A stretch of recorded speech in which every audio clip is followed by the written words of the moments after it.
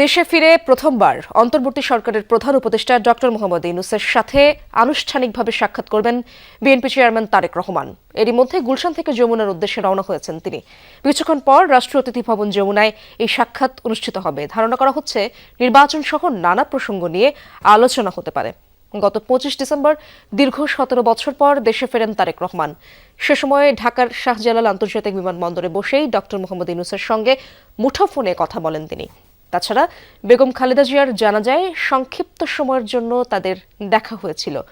গত বছরের 13 জুন যুক্তরাজ্যের সফরকালে প্রধান উপদেষ্টা ডক্টর মোহাম্মদ ইউনূসের সাথে তারেক রহমানের প্রথমবার একান্ত বৈঠক হয়। তখন বিএনপির ভারপ্রাপ্ত চেয়ারম্যান ছিলেন তারেক রহমান।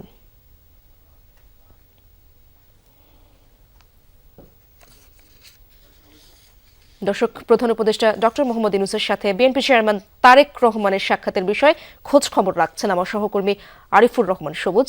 তার কাছ থেকে সবশেষ তথ্য জানার চেষ্টা করব। রাষ্ট্রীয় অতিথি ভবন যমুনার সামনেই তিনি রয়েছেন।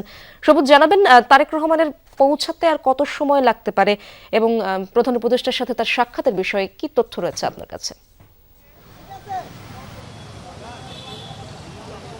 সেটা আমাদের কাছে যতটুকু তথ্য রয়েছে, 4 থেকে 5 মিনিট আগে তার গুলশান এভিনিউয়ের যে বাসা, সেই বাসা থেকে তিনি রওনা হয়েছেন এবং তার পরিবার সহ রওনা হয়েছেন। এবং সেই হিসাবে যদি ধরে নেওয়া যায় আর 25 থেকে 30 মিনিটের মধ্যে হয়তো তার যে গাড়িবহরটি সেটি এই প্রধান উপদেষ্টার রাষ্ট্রীয় যে অতিথি ভবন, প্রধান উপদেষ্টার যে বাসভবন যমুনায় এসে পৌঁছাতে পারে।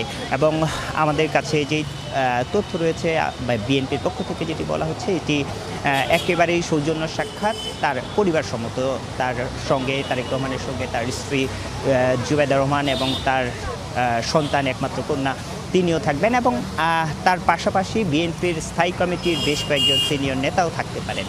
এবং যেটি আপনিও বলছিলেন যে তিনি দেশে ফেরার পর দেশে ফিরেই তিনি ফোনে কথা বলেছিলেন প্রধান উপদেষ্টার সঙ্গে এবং এরপরে খালেদা জিয়ার মৃত্যুর পর জানাজার দিন একেবারেই সংক্ষিপ্ততম এবং শোকাহ পরিবেশে একবার সাক্ষাৎ হলেও সেইভাবে আর এর মধ্যে বেশ কয়েকবার ফোনেও হয়তো কথা হয়েছে। আমরা যতটুকু জানি তার সঙ্গে ফোনে যোগাযোগ রয়েছে, কিন্তু একেবারে সাক্ষাৎ এটি বলা যায় যে দেশে ফেরার পর প্রথম সাক্ষাৎ বা বৈঠক যেটি বলেন সেটি প্রথমবারের মতো হতে যাচ্ছে। সেই হিসাবে বলা যায় যে যেহেতু নির্বাচনও কাছে, রাজনৈতিক বিষয়েও আলাপ আলোচনা এখানে আসতেই পারে। সেই বিষয়গুলো হয়তো অনানুষ্ঠানিকভাবে যেহেতু একটি আনুষ্ঠানিকভাবে এখানে তিনি দেখা করতে আসছেন দেশে ফেরার পর, তার সঙ্গে এই সৌজন্য যে সাক্ষাৎ, তার পারিবারিক যে আলাপ আলোচনা, সেই আলাপ আলোচনার পাশাপাশি রাজনৈতিক বিষয়াবলী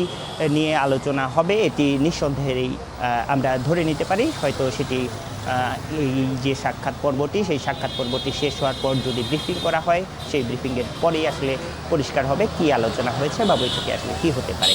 ধন্যবাদ আপনাকে সবুজ। সেই আপডেটগুলো রাখবেন, আমরা দর্শকদের জানানোর চেষ্টা করব।